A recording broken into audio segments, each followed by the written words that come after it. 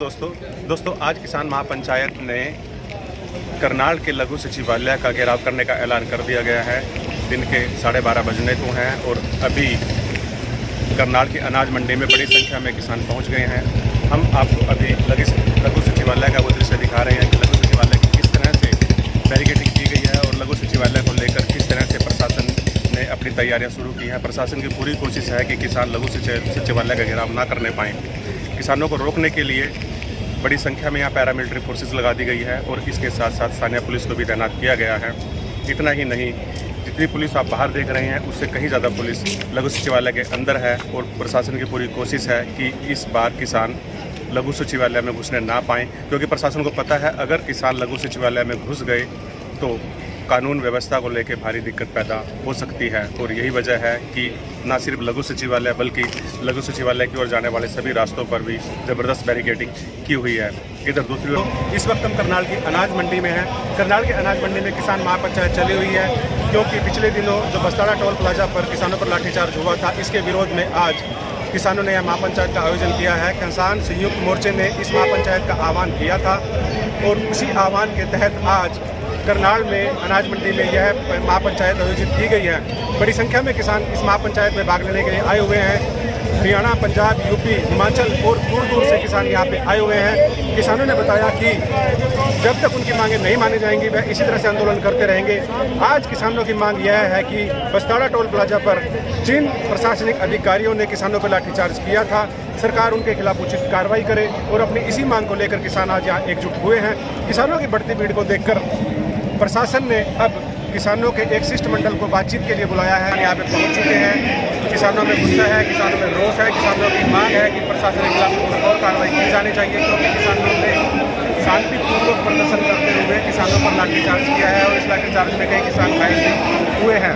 किसानों की यह मांग है कि लाठीचार्ज का आदेश देने वाले और लाठीचार्ज करने वाले किसानों के खिलाफ सख्त कार्रवाई सरकार करे। तो इसी की मांग को लेकर आज किसान यहाँ बड़ी संख्या में एकजुट हुए हैं। किसानों की भीड़ बता रही है कि किसान अपनी इस मांग को लेकर एकजुट है। किसानों ने ठान लिया है कि वह प्रशासन की इस कार्रवाई का पुरजोर विरोध करेंगे।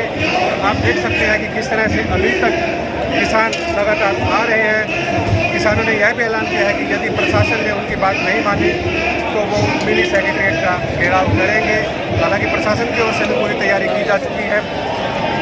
पैरामिलिट्री फोर्सेस की 40 कंपनियां करनाल में तैनात हैं, लेकिन किसानों की बढ़ती भीड़ के सामने ऐसा नज़र आ रहा है कि पैरामिलिट्री फोर्स कम पड़ेगी और किसानों की संख्या बहुत ज़्यादा है। किसान अपनी संख्या को देखकर काफ़ी उत्साही है, किसान नेता काफ़ी उत्साही हैं। उन्होंने कहा कि अब लड़ाई आज शिष्टमंडल अब बातचीत करने के बाद क्या रास्ता निकालता है। अगर कोई सकारात्मक सूचना आती है तो किसान अपनी महापंचायत को स्थगित कर देंगे और अगर प्रशासन किसानों की बात नहीं मानता तो किसान अपना आंदोलन जारी रखेंगे। किसानों ने यह भी चेतावनी दे रखी है कि अगर उनकी बात नहीं मानी गई तो वह लघु सचिवालय का घेराव करेंगे। आज कहीं ना कहीं करनाल प्रशासन बेखुद पर नजर आ रहा है और यही वजह है कि तुरंत किसानों को आनंद फानंद में बातचीत के लिए बुलाया गया है। हालांकि कल भी बातचीत हुई थी और किसान नेता गुरनाम सिंह चढ़ूनी डीसी और अन्य अधिकारियों के साथ बातचीत करने के लिए गए थे, लेकिन कल गुरनाम सिंह चढ़ूनी ने बताया कि प्रशासन से उनकी बातचीत विफल हो गई है और इसलिए आज महापंचायत का आयोजन किया जाएगा। और अपनी चेतावनी पर अमल करते हुए आज किसान संयुक्त मोर्चा महापंचायत कर रहा है। महापंचायत में बड़ी संख्या में किसान जुटे हुए हैं। अभी प्रशासन और किसानों के प्रतिनिधियों के बीच बातचीत चल रही है। देखना होगा कि इस बातचीत का क्या रास्ता निकलता है। किसानों की मांग है कि बस्ताड़ा टोल प्लाजा पर लाठीचार्ज में जितने किसान घायल हुए उन किसानों को सरकार उचित मुआवजा दे। एक किसान जिसकी इस हादसे में मौत हो गई थी, जिसकी घर जाने के बाद मौत हो गई थी हार्ट अटैक से, उस किसान को किसान नेताओं ने, इस संयुक्त किसान मोर्चा ने शहीद का दर्जा दिया है और सरकार से यह मांग की है कि इस किसान को, शहीद किसान के परिजनों को उचित मुआवजा दिया जाए और उसके परिवार के एक सदस्य को सरकारी नौकरी दी जाए। अपनी इन्हीं मांगों को लेकर आज यह महापंचायत की गई है।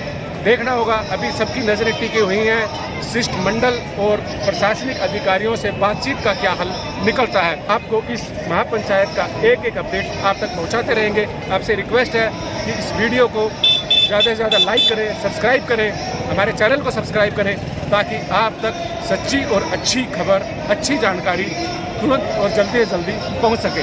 धन्यवाद।